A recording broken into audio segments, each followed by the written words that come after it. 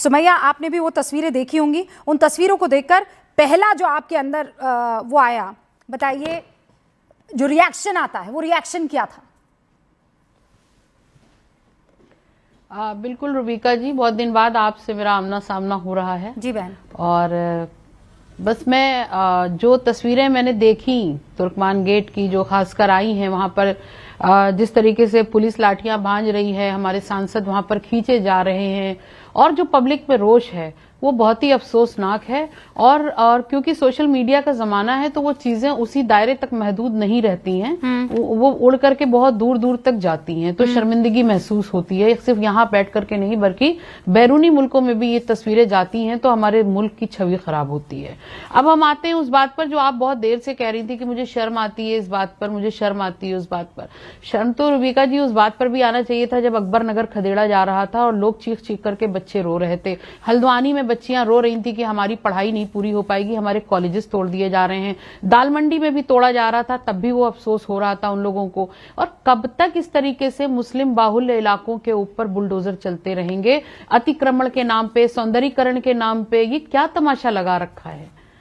किसी एक बहुत बड़े शायर का शेर है कि घर सजाने का तस्वुर तो बहुत बात का है, मसला ये है कि इस घर को बचाएं कैसे। ये घर बचेगा तब सजेगा, लेकिन सौंदर्यीकरण के नाम पर अगर वहां पर रह रहे, बरसों से रह रहे लोगों पर, मासूमों पर, अगर उनके घरों पर, उनके आशियानों पर, उनकी ख्वाबगाहों पर अगर उस तरीके से बुलडोजर चलेगा तो कहीं ना कहीं रोष होगा। मैं पत्थरबाजी को कभी भी मैंने जस्टिफाई नहीं किया और मैं उसको गलत मानती हूँ, लेकिन हर एक्शन का एक रिएक्शन होता है। मैं साइंस की स्टूडेंट रही हूँ, मैं अतिक्रमण को जस्टिफाई नहीं करती हूँ, लेकिन तो फिर अतिक्रमण को हटना, अगर कहीं पर अतिक्रमण है, सुनिए, अतिक्रमण अगर अतिक्रमण पर आ जाएंगे तो हिंदुस्तान के मुझे लगता है कि 30-40% जगहें तो सिर्फ अतिक्रमण से ही भरी हुई हैं। खाली ऐसी अकबर नगर नहीं है उसमें, दाल मंडी नहीं है उसमें, तुर्कमान गेट और मस्जिद और उसके आसपास का इलाका नहीं है, या उसका हल्द्वानी नहीं है। आप सेलेक्टिव हो रही हैं।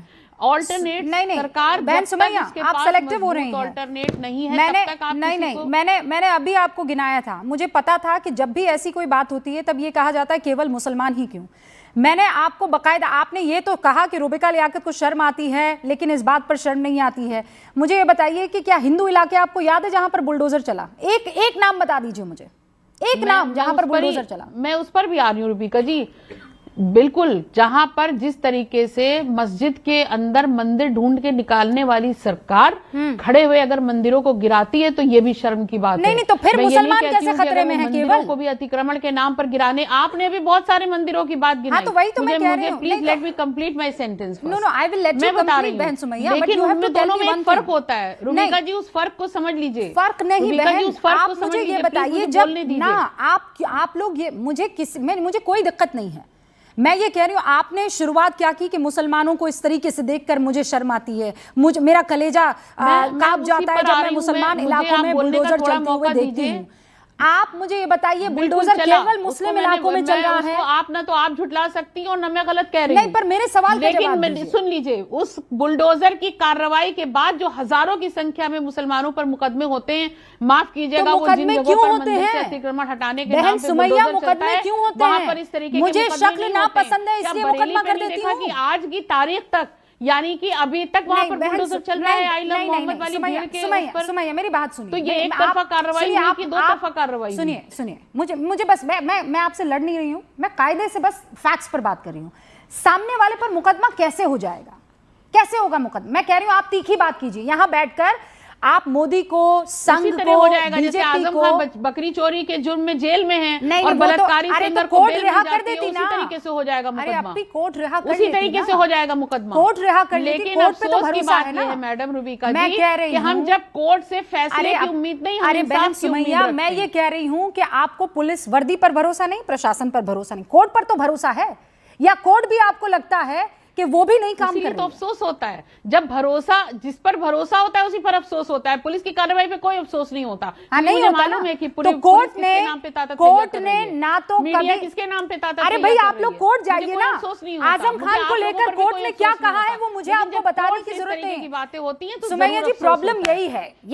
मैं जैसे ही फैक्ट्स पर बात करती हूँ आप लोग इधर से उधर होने लगते हैं। हर जगह की ये प्रॉब्लम है। आपने कहा मुसलमानों पर अत्याचार हो हो रहा है। सुमैया राणा, आपने एम लफ्ज आते ही आप लोग अपनी दुकानें खोल लेते हैं मुसलमानों को। मैं कह रही हूँ बहन सुमैया, कितने मुसलमानों के खिलाफ जो केस हुए हैं उस पर लड़ने जाएगी, या कोई वकील खड़ा कर देगी, या आपकी पार्टी कोई वकील मुहैया करा देगी?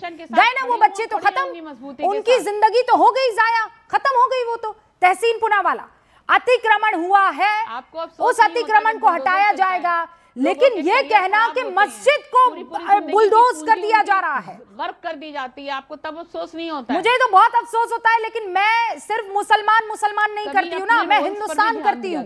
मैं केवल मुसलमान करके नहीं जीना चाहती हूँ, मैं विक्टिम कार्ड ना लेना चाहती हूँ, और ना ही इस्लामोफोबिया, इन दोनों का खेल मैं करना ही नहीं चाहती। मीडिया से हूँ, मैंने बहुत साल मीडिया को दिए, लेकिन इतनी गंदी मीडिया हो जाएगी। गंदी मीडिया क्या, आपके आगे झुक जाएं? अतिक्रमण है तो कहे बहन सुमैया 400 एकड़ और अतिक्रमण कर लो, क्योंकि तुम मुसलमान हो बहन और तुमने पर्दा धारण किया हुआ है, तो कोई अतिक्रमण नहीं होगा, क्योंकि हम तो डरते हैं अतिक्रमण अगर कर दिया मुसलमान इलाकों में सुमैया जी, तो इस्लामोफोबिया हो जाएगा, तो मुसलमानों पर खतरा मंडराने लगेगा। अरे क्यों कर रहे हैं अतिक्रमण? मत कीजिए, सिंपल सी बात है। और अतिक्रमण अगर हटाने आ रहे हैं तो पथराव मत कीजिए। झूठ क्यों फैला रहे हैं, अफवाह क्यों फैला रहे हैं कि मस्जिद तोड़ी जा रही है? एक खरोच नहीं आई है फैज़ इलाही मस्जिद को। Tehseen Poonawalla, now I am coming to you. Media गंदी हो जाती है, पुलिस गंदी हो जाती है, प्रशासन गंदा हो जाता है, देश गंदा हो जाता है, क्योंकि आपके अवैध कारनामा को बर्दाश्त नहीं किया जा रहा है। खत्म बात। तहसीन पुनावाला। थैंक यू रूबिका जी, आपके साथ शो में शिरकत करने का मौका मिला आपको, क्योंकि मैं लेट मिल रहा हूँ। हैप्पी न्यू ईयर, जिनको मैं अभी मिल नहीं पाया उनको सबको नववर्ष की ढेर सारी शुभकामनाएं, और बहुत लंबे समय के साथ आपके साथ जुड़ने का मौका मिला जी। रूबिका जी, मैं बिल्कुल आपसे इत्तेफाक करता हूँ, 100% आपसे इत्तेफाक। ये स्पॉन्सर्ड, मेरी बात सुनकर आप चौंकाइए मत, ये बिल्कुल स्पॉन्सर्ड। लेकिन ये सरफराज मियाँ है कौन? ये खालिद मियाँ कौन है? कहां से आ गए लोग? ये लोग आ रहे, वीडियो रिकॉर्डिंग हो रही, और आपको ये नहीं पता दिल्ली पुलिस को, जो मैं मानता हूं कि भारत की सबसे अच्छी पुलिस फोर्स, विश्व की सबसे अच्छी पुलिस फोर्स में से, कि इस तरह की बातें हो रही, ठीक है? ये वही पुलिस फोर्स है जब इसी मस्जिद के पास कुछ ब्लास्ट हो, उसको तो हम सब मानते हैं इंटेलिजेंस मिल जाता है। तो लगातार इस दिल्ली के अंदर लगातार दिल्ली पुलिस के साथ इंटेलिजेंस मिली होती, तो बातचीतें हो गए, ब्लास्ट हो गया, इस तरह की घटनाएं घट रही, तो पुलिस कर क्या कर रहे हैं? अगर एक ताकतवर गृह मंत्री होते ना रूबिका जी, अमित शाह जैसे, उनके नाक के नीचे दो दंगे नहीं होते, उनके नाक के नीचे ब्लास्ट नहीं होता, उनके नाक के नीचे इस तरह के इंटेलिजेंस फेलियर नहीं होते तो अमित शाह जी रिजाइन करते। तहसीन, मनमोहन सिंह जी से there's something, तहसीन कुछ नहीं, एक सेकंड तहसीन, आवाज में कुछ तो इशू आ रहा है, बहुत ग्लिच है, मतलब मैं कुछ तो सुन पा रही हूँ। हाँ, मैं उसे दुरुस्त कराती हूँ, दोबारा आती हूँ। सो आप ठीक जो बात कह रहे हैं मुझे कुछ समझ में आ रहा है, लेकिन आवाज चूंकि क्लियर नहीं, मैं कुछ समझ नहीं पा रही। मैंने तो चेक करा था, अभी अब क्लियर आ रहा है? प्लीज गाइस टेल मी आवाज। हाँ, आप बेहतर है, आप बेहतर है। ऑल राइट, अब क्लियर है? हाँ, अब बेहतर। ठीक है, मैं दोबारा से शुरू करता हूँ। नहीं, दोबारा से नहीं, कुछ तो हम समझ गए थे। नहीं, फिर नहीं आएगा, वायरल नहीं होगा। वायरल नहीं होगा। अरे वायरल वैसे भी वायरल नहीं होगा, ऐसी कोई वायरलिटी वाली बात नहीं कही आपने। मुझे वायरल वाली, मैं तो ये कह रहा हूँ, मैं बहुत क्लियर हूँ, मैं ये कह रहा हूँ कि दिल्ली का जो ये है कि कमजोर गृह मंत्री मनमोहन सिंह जी, और अरे नहीं, वापस चली गई है, मजबूत वायरल नहीं हो पाएगा। अमित शाह जी का नाम लेता हूँ। अरे अमित शाह जी का नाम लीजिए ना, 10 बार लीजिए, कोई दिक्कत थोड़ी है, पर आवाज ऐसी है कि वायरल नहीं हो पाएगा। पहले आवाज दुरुस्त करते, फिर वायरल करते, ठीक है? तब तक हाँ, आवाज ठीक करते फिर वायरल। क्यों अपन कोई मौका छोड़े वायरल ना हो, ऐसा वाला।